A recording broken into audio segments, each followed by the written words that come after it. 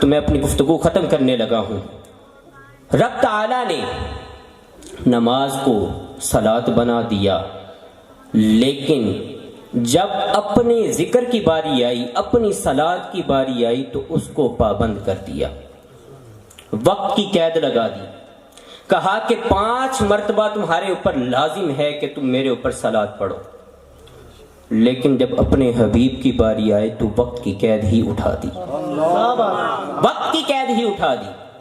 اپنی باری آئی تو کہا جس نے مجھ پر صلاۃ پڑھنی ہے، جب فجر کا وقت شروع ہوگا وہ تب پڑھ سکتا ہے، نہ فجر کے وقت سے پہلے پڑھ سکتا ہے نہ بعد میں پڑھ سکتا ہے۔ جب فجر کا وقت آئے گا اسی وقت کے اندر رہتے ہوئے وہ صلاۃ پڑھے گا، جب زور کا وقت آئے گا وہ زور کے وقت میں رہتے ہوئے میرے اوپر صلاۃ پڑھے گا۔